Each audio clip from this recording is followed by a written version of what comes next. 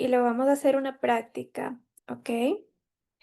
En realidad las preguntas guía son las que abren la puerta al proceso terapéutico y aquí vamos a llamarle a esta clase el arte de preguntar, porque realmente el que domina una comunicación, una conversación, el proceso terapéutico es quien hace las preguntas adecuadas en absolutamente todo.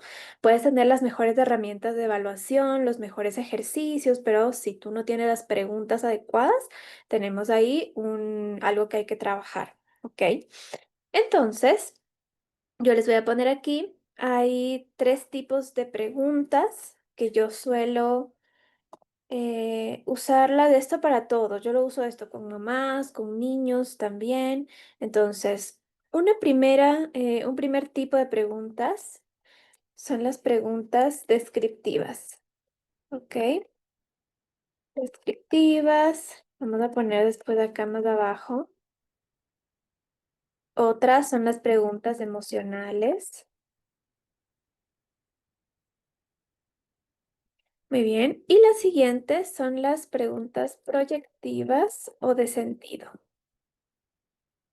Hay otra que parece que hay que tener un poquito más de práctica porque hay que ser muy cuidadosos, que son las preguntas confrontativas, que en el ámbito perinatal puede ser un poco fuerte, pero igual yo trato de no utilizarlas mucho, pero igual quizá en procesos que ya están más avanzados, sí, tú las puedes usar. Entonces vamos a ir viendo cuáles son las diferentes preguntas. En realidad las confrontativas son mis favoritas, pero cuando hablamos de temas tan difíciles como perinatalidad, en el caso de que haya habido una pérdida, que estén pasando un duelo, un trauma muy fuerte, llegan a ser demasiado poco sensibles al trauma a veces las confrontativas, ¿sí? Entonces hay que aprender cuándo realizarlas adecuadamente. Muy bien. Entonces, voy a comenzar primero con las descriptivas. Estas te ayudan a observar lo representado en el dibujo. Entonces, por ejemplo, puede ser, ¿qué ves en tu dibujo? ¿Sí? O sea, yo le invito a la persona a describir.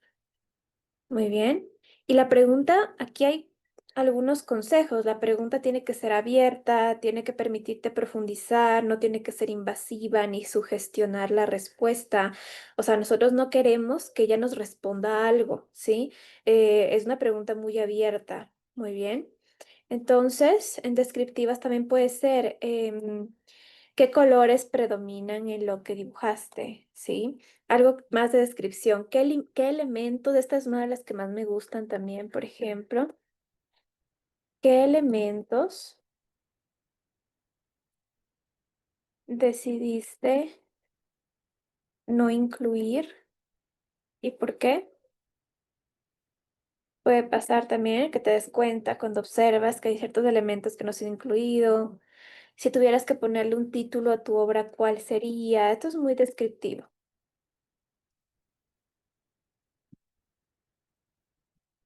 Bien, cuéntame si se entendió las preguntas descriptivas. Tu obra, ¿cuál sería? Que estoy escribiendo mal. Eso. Ay, muy bien. Sí, te invitan a que ella observe mucho más lo que hizo. Porque a veces no somos muy conscientes ni de lo que estamos haciendo, no estamos ni en el momento presente de lo que estamos dibujando.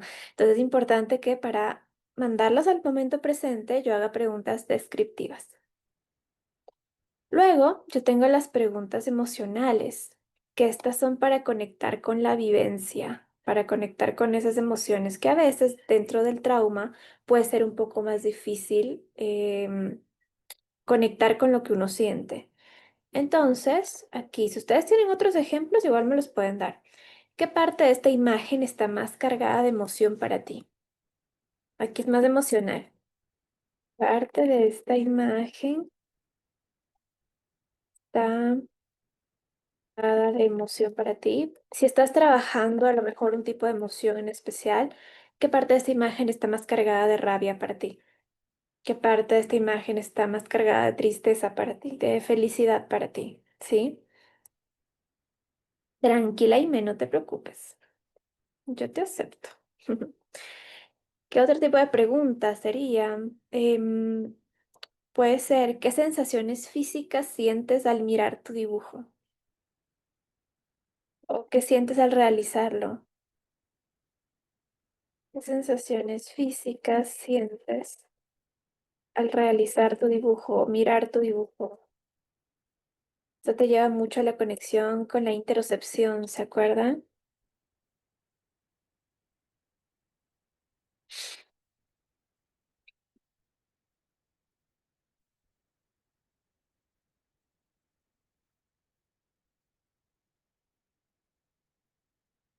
Muy bien. ¿Qué lugar de tu imagen te genera calma? ¿Cuál te genera inquietud? Estos son ejemplos muy abiertos, obviamente va a depender mucho de del caso específico. Te genera calma.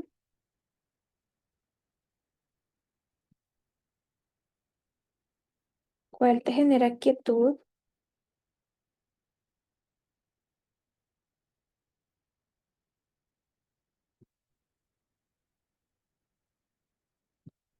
Me cuentan si se entendió hasta aquí las emocionales también. Y vamos con las proyectivas. Esas son preguntas para abrir significado y abrir futuro, que yo quiero como que vean mucho más allá, ¿ok? Inviten a elaborar significado, ¿qué veo más allá en el futuro? Entonces, puede ser una pregunta aquí. Si esta imagen hablara, ¿qué te diría en este momento de tu maternidad? Es proyectiva.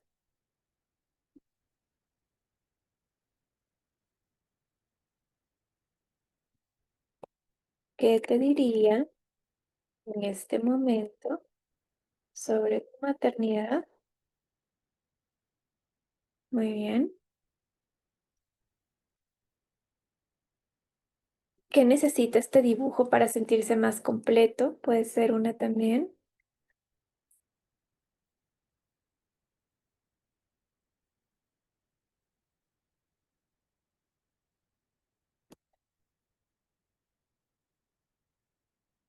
Ok.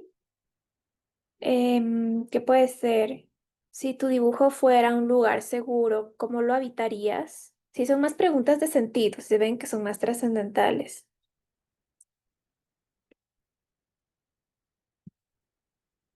Ayuda a conectar con el futuro también. Un lugar seguro, ¿cómo lo habitarías?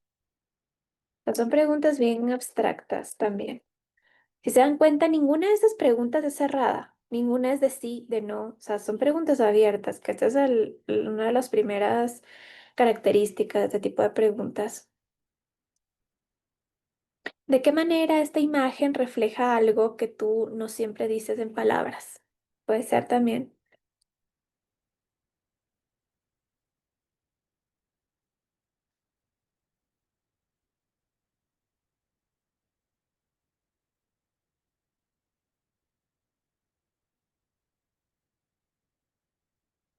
Muy bien.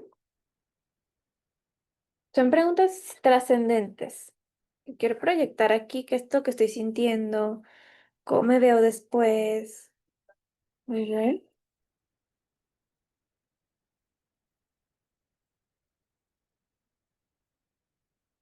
Cuéntense hasta aquí dudas, preguntas. Voy a subir un poquito más arriba para tener espacio. Y tenemos las confrontativas, que de hecho hay que usarlas, como les dije, con mucha cautela. Ay, por aquí Maribel nos levantó manito. Sí, una pregunta, Lía. En las emocionales, las preguntas siempre debe de ser hacia, digamos, lado positivo, no caer en preguntas que las baje a lo negativo, al dolor, sino a verle como que, digamos, las cosas más, sí, como verlo hacia el lado, buscarles como el lado mejor para ellas.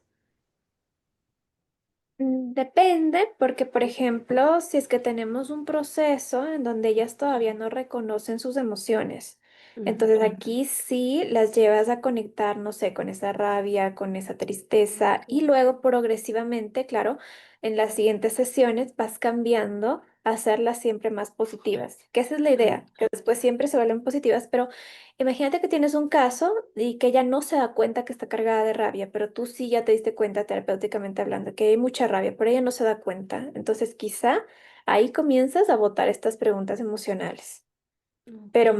más un poco de, ok, ¿qué parte de esta imagen se siente más negativa para ti? ¿En qué parte de esta imagen crees que hay rabia? ¿En qué parte de esta imagen crees que hay envidia? ¿Sí? Ah, ¿Sí? Entonces sí sí, es importante que reconozca. ok, gracias. Depende del caso, eso sí. ¿Dudas, preguntas hasta acá? La idea de las confrontativas no es como confrontar duro ni cuestionar en tono crítico, sino mostrarle a la persona un espejo que sea muy amable, que haga que vea que ella tiene una contradicción, porque hay muchas personas que están en incoherencia, ¿sí? Entonces la idea es que tú le demuestres que se está contradiciendo o que hay una evitación o una parte que no quiere mirar.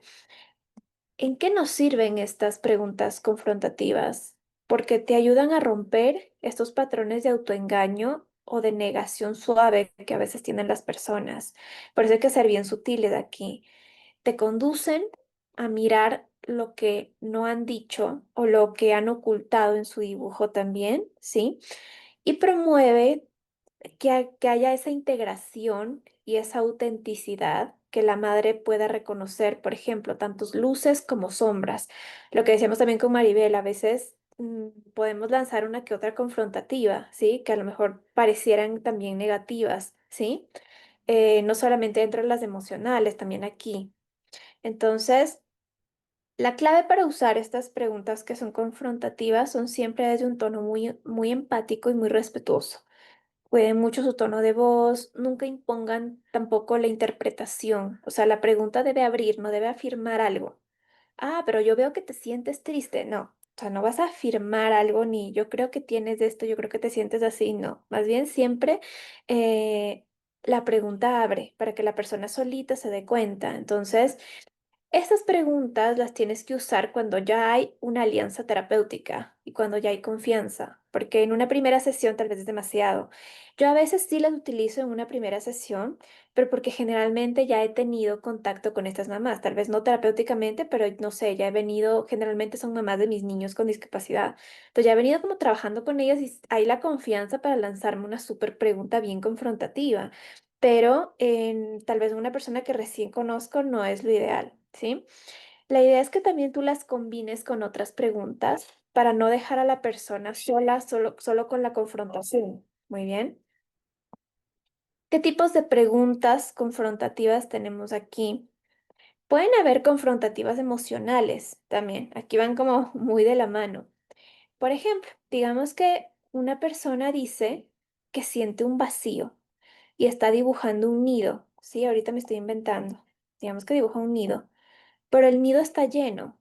O sea, tú ves que el nido que ella lo dibuja está lleno, o sea, no hay un vacío. Entonces, tú puedes preguntarle, tú puedes decirle, oye, pintaste un nido lleno, pero hablaste de sentir vacío.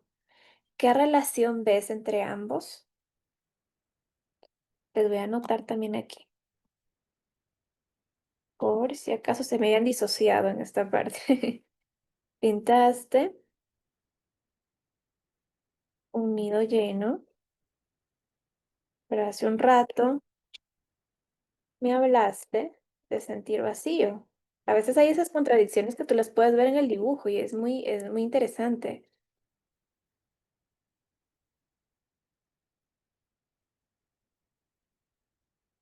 ¿Qué relación ves entre ambos?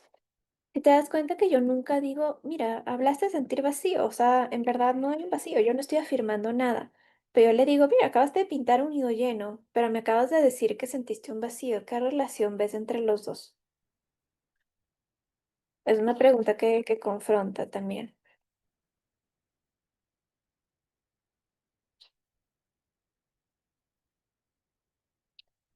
También en el trazo, por ejemplo. Ella dice que en las palabras, no sé, aparece calma y está hablando mucho de la calma, pero tú ves que el trazo es con mucha presión, que empieza a hacer algo así y tú le estás viendo que hay un trazo súper fuerte. Entonces, tú le puedes decir, bueno, mira, en tus palabras aparece la calma, pero tu trazo se ve con mucha presión. ¿Cómo lo entiendes tú? ¿Sí? Si es que yo nunca estoy afirmando de que, mira, parece que estás estresada, me estás poniendo el trazo muy fuerte, no, sino, ¿cómo lo entiendes tú? Miren el tipo de preguntas. O sea, yo nunca afirmo que ya hizo algo.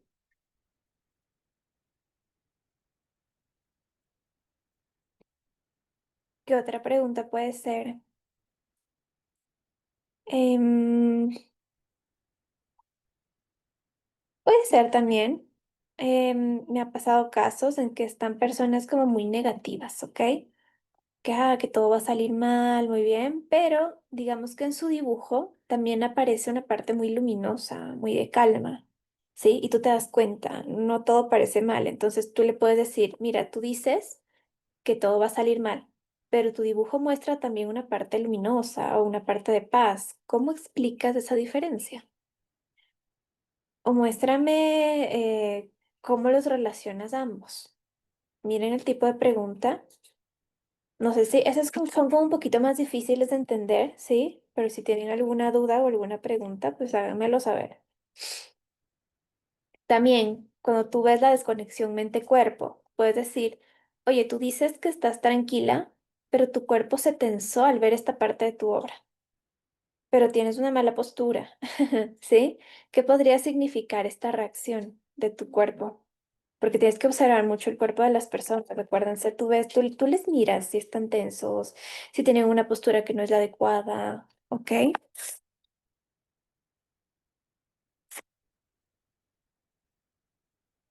¿Qué más puede ser también en el caso de que, y esto es muy común, que estén evitando hablar de una persona? ¿Sí? A veces, cuando más evitamos es en donde más tenemos que picar. Y creo que esto sí les había comentado antes. Entonces tú le estás preguntando, no sé, de la pareja y dice, no, no, no, todo súper bien, así trata de pasar. Y generalmente eso es lo más importante. Entonces, tú comienzas a preguntarle más cosas. Entonces, quizá una pregunta confrontativa en el caso de que te diga, no, no, no, quiera pasar rápido el tema porque según ella nada que ver. Tú le dices, bueno, tú le puedes preguntar, entiendo que me dices que todo está bien, pero debe haber algún estrés. Nosotros siempre tenemos algún estrés con algún tipo de persona. Entonces, ¿cuál es el estrés con esta persona? ¿Cuál es la tensión con esta persona? También puedes cambiar la palabra si quieres hacerla un poquito menos densa. ¿Cuál es la tensión con esta persona? ¿O qué te disgusta de esta persona también? Si no quieres ser tan confrontativa en un inicio, ¿qué te disgusta? ¿O qué te incomoda de esta relación? Vamos a ir topando todas las relaciones de tu vida. ¿Qué te incomoda? ¿Qué te incomoda de esta relación? Y si te dice, no, nada, todo bien, ahí es en donde más tienes que ir picando. Y tú le vas a decir, no, algo te incomoda. Tú me tienes que decir al menos tres cosas que te incomoden. Sí, siempre hay algo que nos incomoda y cuando más queremos evitarlo, hacernos los locos, es en donde más tenemos que ir trabajando, donde más tenemos que ir picando. ¿Ok? Cuénteme si hasta aquí dudas, preguntas, podemos hacer una práctica. ¿Alguien tiene algún comentario de este tipo de preguntas? ¿Todo bien? ¿Todo bien? ¿Y qué pasa cuando responde con un no sé? Le vuelves a preguntar. O sea, es que siempre sabe. Uno siempre sabe, ¿sí? Entonces ahí uno tiene que ser lo suficientemente astuta también para que la persona que te está diciendo, la verdad es que no sé, esto es muy común, que te digan el no sé. Tú le dices, bueno, tómate tu tiempo, ¿sí? Quizá tomémonos unos 5 minutos, agarra una hoja, un esfero y quizá escríbele una carta con cosas que no le has dicho, que quisieras decirle, ¿sí? Muy probablemente es que en donde te dicen que no hay estrés, es en donde más tienes que ir picando. Y generalmente es en la pareja el recurso más importante cuando hablamos en adultos. Casi siempre, o sea, me atrevo a decir en el 98% de los casos. Cuando te están diciendo, ay, es que yo creo que solo estoy estresada con mi hijo porque es que estoy cansada. Si tiene pareja, tienes que picar ahí sí o sí. Es que si tú tienes la suficiente contención necesaria de tu relación más importante, todo lo demás va a fluir mejor. Entonces, siempre fíjate en eso.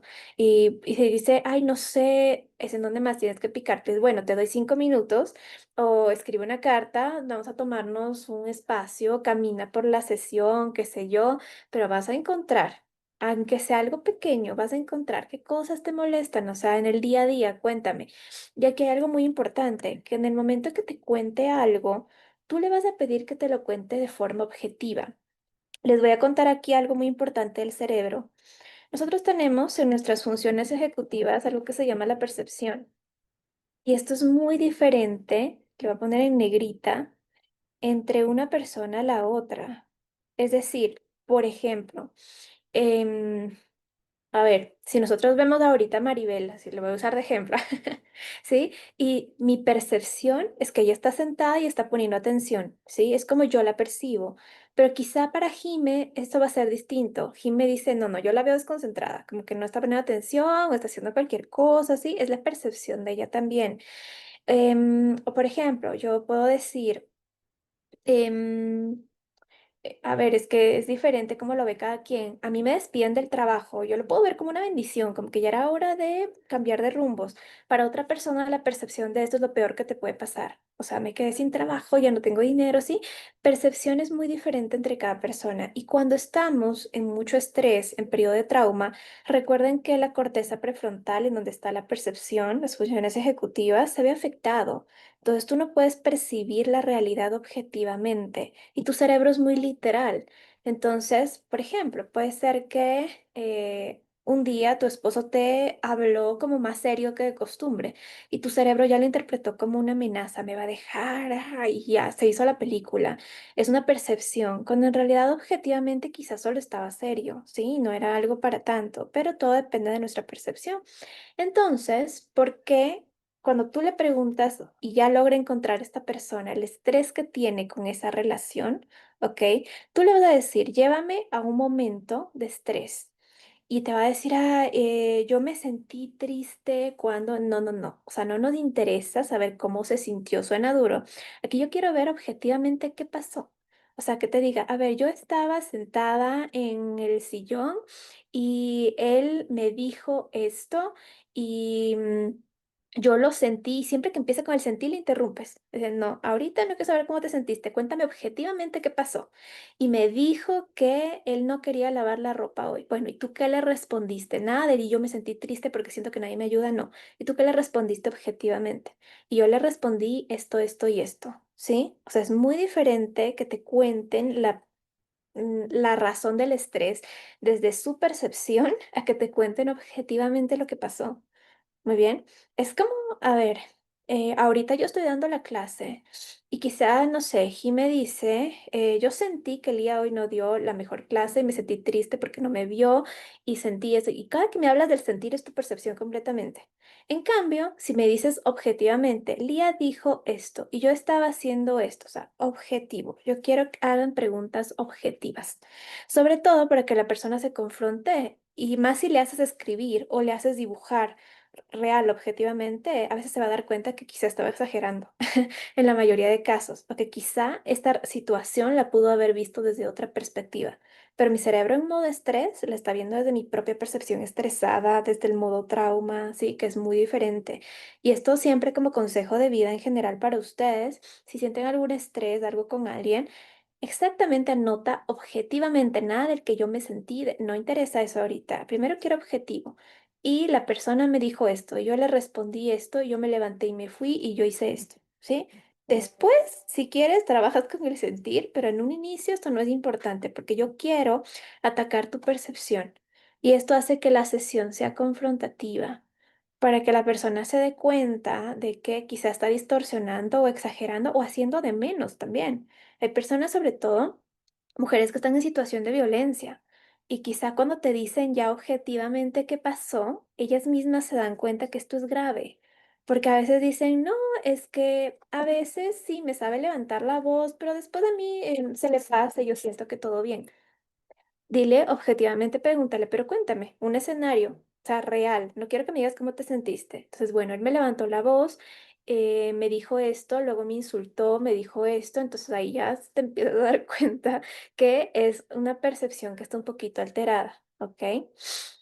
Dice Jennifer, ¿qué pasa con el relato? Lo cuenta desde su punto de vista. ¿Se afecta la objetividad del relato? ¿Cómo logró nuevamente canalizar su relato para saber el escenario real de la situación? Siempre que está pasándose al modo desde su percepción, tú la interrumpes porque esta es ya una sesión confrontativa. Aquí se supone, y tú quizá puedes desde el inicio de la sesión decirle que esta sesión va a ser más confrontativa y que a veces le vas a interrumpir cuando sientas que se está desviando, ¿sí? O sea, le dices desde el inicio. Entonces, cuando ella comienza ya a hablar desde su punto de vista, y bueno, yo me sentí y yo creo, tú le interrumpes, le dices, no. Ahorita no nos interesa saber cómo te sentiste, ni qué creíste, ni qué pensaste. Quiero que me cuentes objetivamente qué pasó.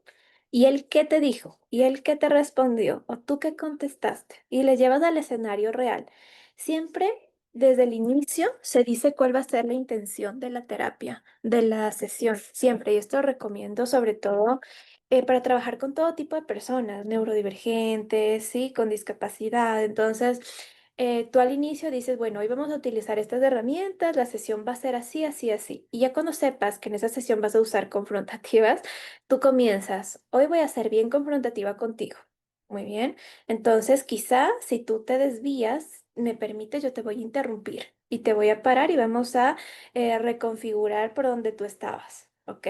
Pero siempre, ¿cómo se llama esta palabra? Se me fue. Anticipa. Siempre anticipa la sesión. Sobre todo cuando vas a hacer algo así de confrontación. ¿Ok?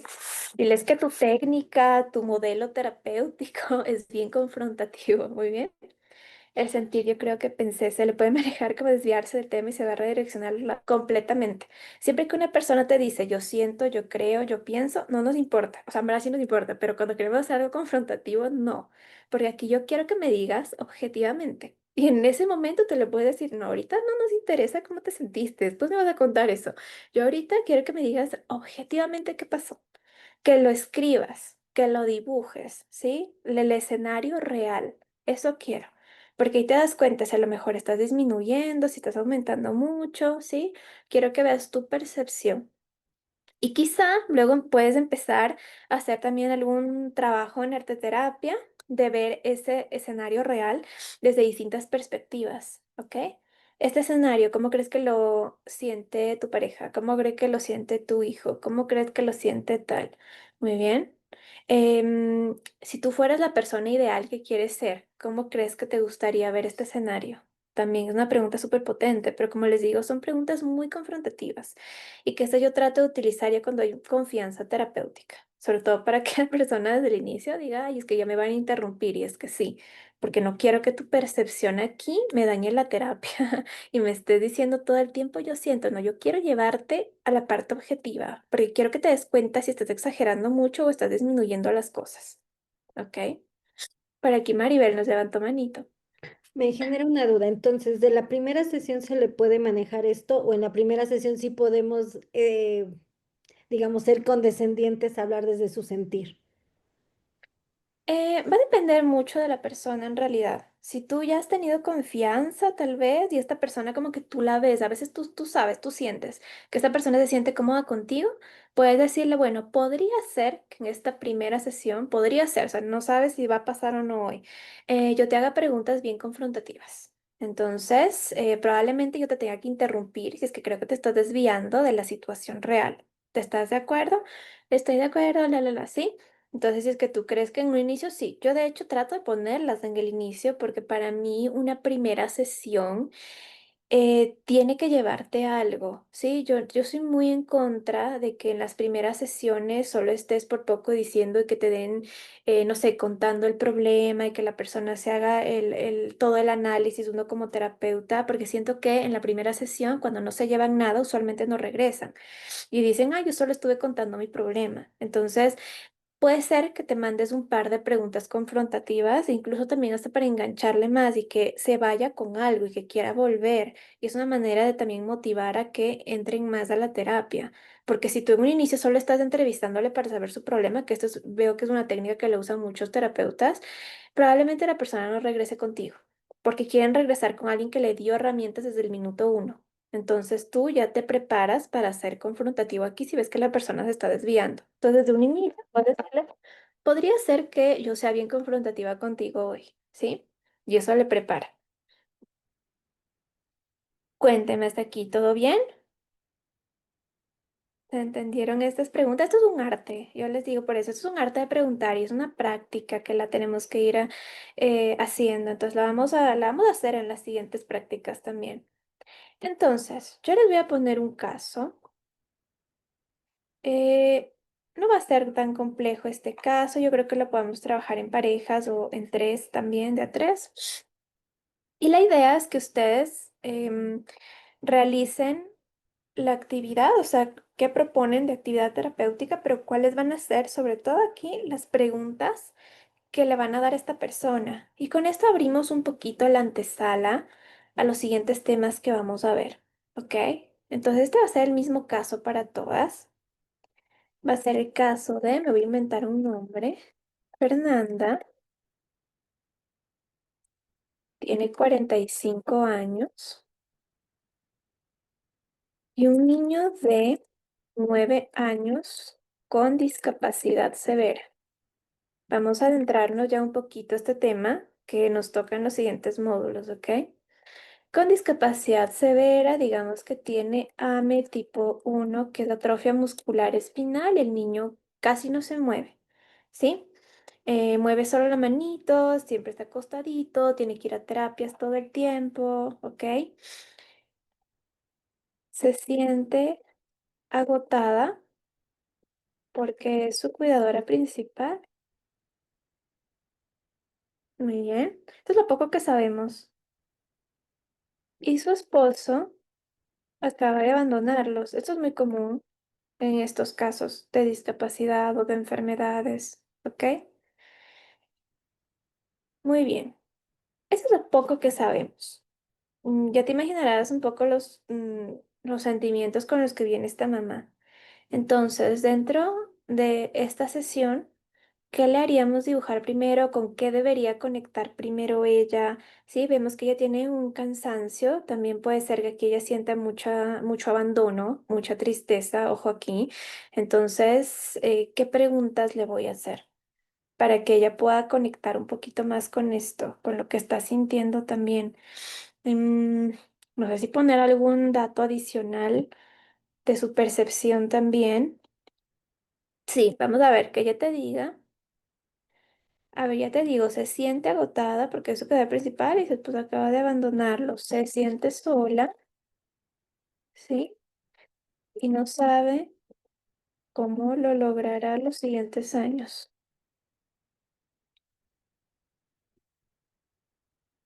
Muy bien.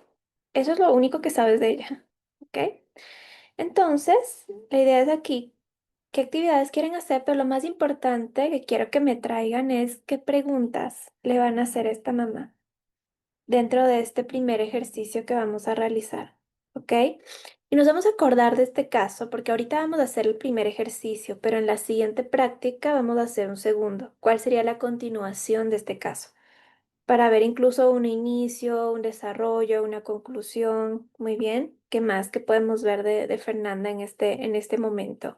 Porque ya este tema lo vamos a comenzar a ver. Creo que nos toca entre los últimos módulos, pero sí quiero que lo empecemos a ver desde ya, porque es muy importante. Ok, entonces, ¿cuánto será que necesitan de tiempo para esto? ¿Qué será? Unos 30 minutos. Sí, puede ser, más o menos, ¿sí? Ok, entonces yo voy ahí unos 30 minutitos. Vamos a ver a quiénes les toca con cada quien. Veamos. Tienen todas el mismo caso, así que pues no se preocupen. Y vamos acá. ¿En dónde te pongo a ti, Jime? Acá. Listo. Se van a abrir ahorita las salas. Cualquier duda estoy aquí súper al pendiente.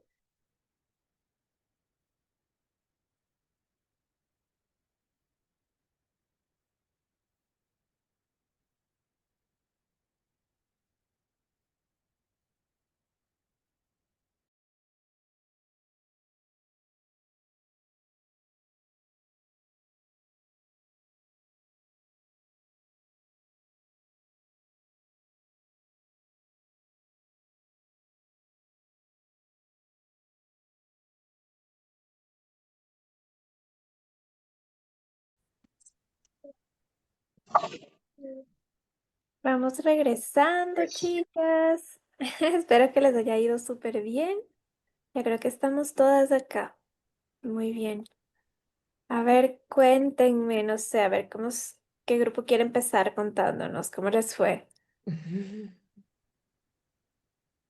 ¿Qué será? A ver, empecemos con nuestro grupo uno, que es de Aimé, Andreita, Claribel. ¿Cómo les fue? Hola, ¿me escuchan? Sí, súper bien. Sí. Ah, bueno, listo. Muchas gracias, buenas noches. Bueno, profe, pues nosotros fue bastante retador también, retador porque, bueno, nos puso a pensar como, como qué ejercicios y cuál era el objetivo que teníamos con la sesión, pues con Fernanda. Entonces, después de pensarlo mucho, pues hicimos como varias propuestas. Lo primero era que queríamos como que ella nos narrara también todo lo que ella ha vivido. O sea, sentimos como que en este caso, como mucha, como que si ella estuviera muy contenida, como muy apretada, como que la necesidad de que ella contara y contara y contara y pudiera expresar. Entonces,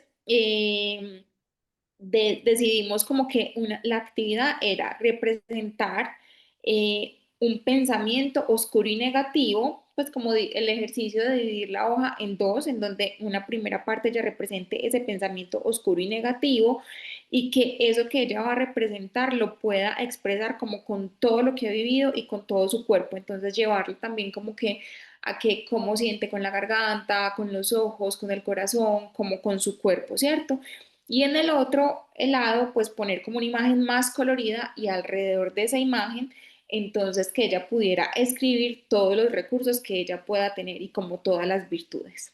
Entonces, después de esa actividad, las preguntas guía, pues las preguntas que le haríamos es, ¿qué reacciones físicas sientes al realizar o mirar tu dibujo? ¿Qué parte de tu vida se siente más pesada o más cargada? ¿Qué emoción es la que predomina? ¿Qué recursos identificas que puedes cultivar a mayor profundidad? Ah, bueno, dijimos como que esta actividad porque quisimos hacer como preguntas, uno, emocionales y dos, proyectivas y de sentido, ¿cierto? Porque ella se siente sola, ¿cierto? Se siente pues también como muy agotada, pero también no sabe cómo lograr lo que va a pasar. Entonces, primero, darle lugar a eso que siente y segundo, pues llevarla como a proyectarse. Entonces, ¿qué recursos identificas que puedes cultivar a mayor profundidad? ¿Cómo sería un lugar en el que te sientas acompañada? ¿Quiénes son las personas que han estado en tu vida para apoyarte? Y ya, pues como para llevar a casa es como qué mensajes te llevas a casa con lo que necesites en este momento de tu vida. Y ya en una segunda sesión, pues seguir obviamente como para no, lo que decíamos era como que poder ella llevarla más como a esa proyección, pues porque también su hijo tiene 9 años y pues bueno, seguir trabajando con ella. Entonces eso Así es es. lo que pusimos. Muy bien, me ha encantado, Andreita. Bueno, sobre todo porque comienza mucho con la parte de la conexión de la conciencia corporal. Y estamos hablando probablemente de una mujer que está muy estresada. Entonces, cuando hablamos, probablemente tiene ansiedad, ¿no es cierto? Entonces, quizá, muy probablemente, o sea, estoy 100% segura de que hay aquí una desconexión mente-cuerpo. Entonces, lo importante es llevarla a conectar con esas sensaciones físicas primero, y me ha encantado que empiezan por eso. Y luego ustedes se van a la parte más emocional de encontrar ese apoyo, que probablemente sí lo tiene, pero a veces cuando desde nuestra percepción pareciera que no, pero quizá por ahí tiene una amiga, tiene una tía, por ahí tiene un papá, qué sé yo, y siempre hay alguien que te va a apoyar, pero desde nuestra percepción a veces no lo vemos con tanto estrés. Y me ha encantado las preguntas que ustedes le han planteado en este sentido. Y sé que es retador, sé que estos casos son cada vez más difíciles, pero esa es la idea, porque si yo les pongo casos que son muy fáciles, pues el rato que ustedes vean casos complejos, no van a saber qué hacer. Entonces, por lo menos de ahí se van a acordar de estas clases y pues esa es la idea. Muy bien, a ver, nuestro segundo grupo, Jennifer, Joana, Lucía.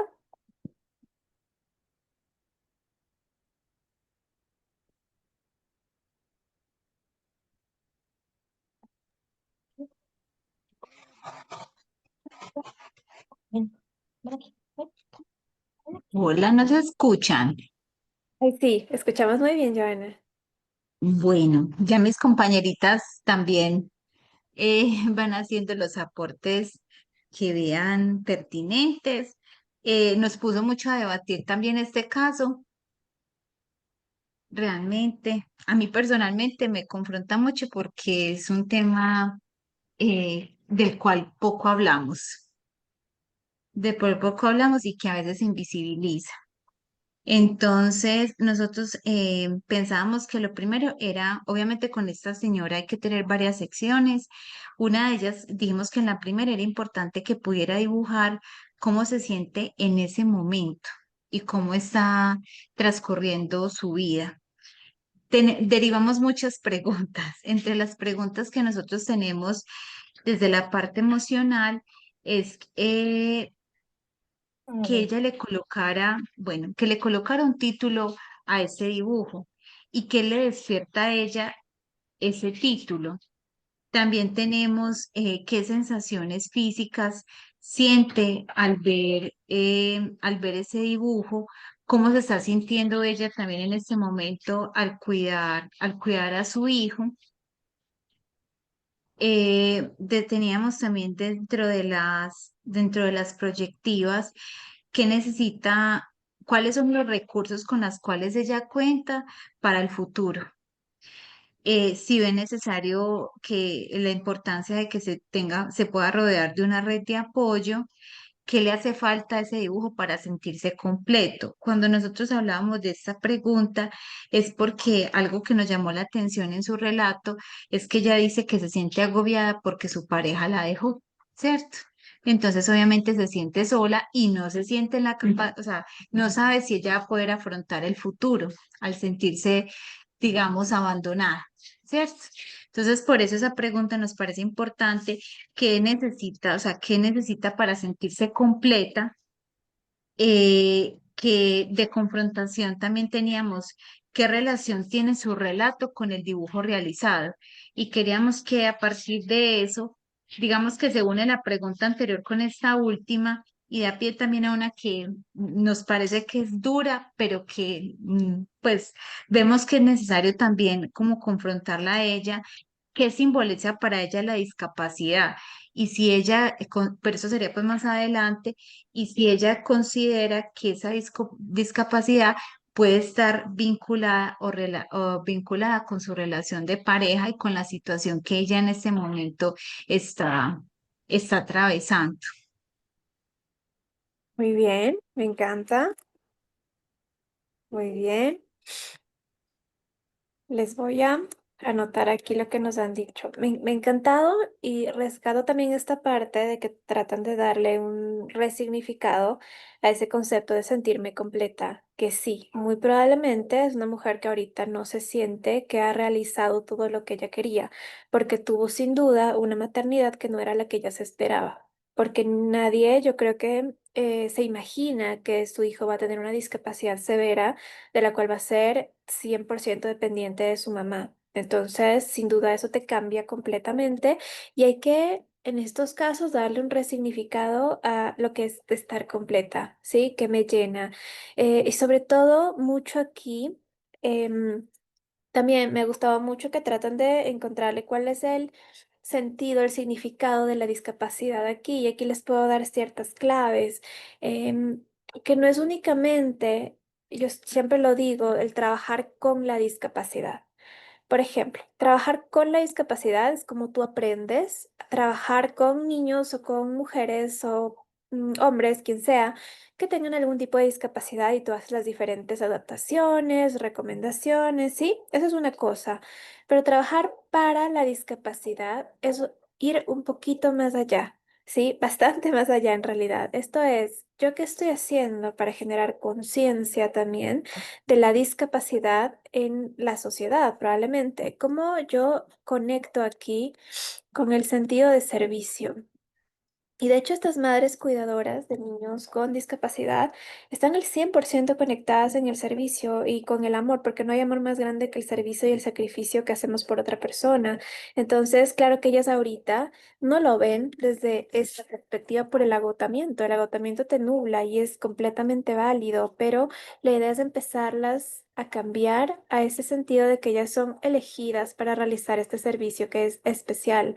Sí, para ser la versión viva del amor encarnado completamente, porque esto es imagínate lo que es sacrificar mi vida casi por completo por el cuidado de una persona. Entonces, démosle ese valor que esta labor de cuidado realmente tiene desde el servicio. Entonces, ¿para ti qué es la discapacidad? Sí, porque a veces en la sociedad es como que lo que decíamos antes también como con el tema de la maternidad, que la sociedad nos dice, no, es que la maternidad es esto, es que el posparto es esto, y uno ya se va creando como ideas. Y también con la discapacidad, porque probablemente lo único que vemos del cuidado de una persona con discapacidad es el cansancio, y sin duda sí, porque está en un gran porcentaje aquí, pero recordemos que pueden convivir dos emociones completamente diferentes, que a la vez como siento cansancio, yo puedo sentir infinita gratitud o yo puedo sentir infinito amor y es llevarla por no dejar de sentir cansancio, porque somos seres humanos y físicamente me voy a agotar, ¿sí? Entonces, empezar a llevarla también con qué otras emociones igual yo puedo conectar. Así que me ha encantado también esta pregunta de qué es para ti la discapacidad. Muy bien. Y por aquí, Michelle, Pame, Rosario, Jime. Maribel, perdón, dije Michelle, Dios mío, estoy leyendo todo mal. Muy bien, chicas, ahora sí. ¿Quién quiere empezar? Hola, sí, yo. Yo, Rosario. Igual nosotros comenzamos con un ejercicio que es pues el mapa de emociones, que viene pues dibujar el cuerpo de ella y pues para que haga una conexión también con su cuerpo. Ujú. Bien. Eh, la primera pregunta, el guía, es qué parte de esta imagen está más cargada de soledad y tristeza para ti. mm, ¿Por qué colocaste esas partes en las emociones? ¿Y por qué elegiste esos colores? Fueron las preguntas para guía para este ejercicio. Y tuvimos un segundo ejercicio que es el nido.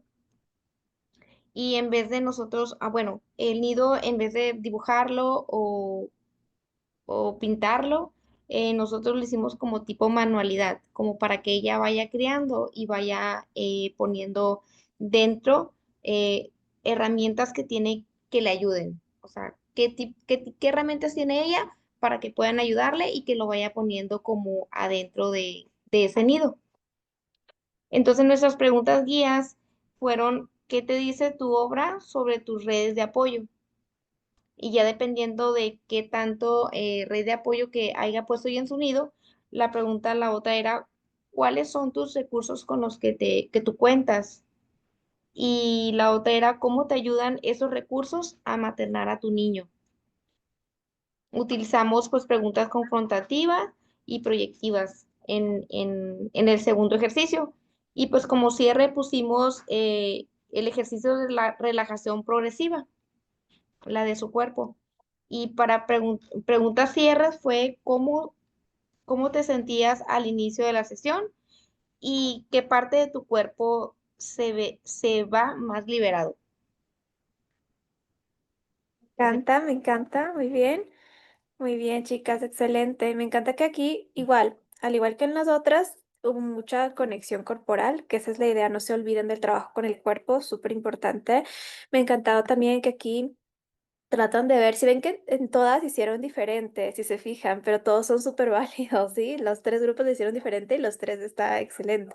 Acá igual, quizá, por ejemplo, lo que hicieron las del grupo uno, después lo que hicieron las del 2 les va a servir en la segunda sesión y así, ¿no? Las redes de apoyo, identificar cuáles son, que definitivamente siempre hay, ¿sí? Solo que a veces la percepción no te deja ver.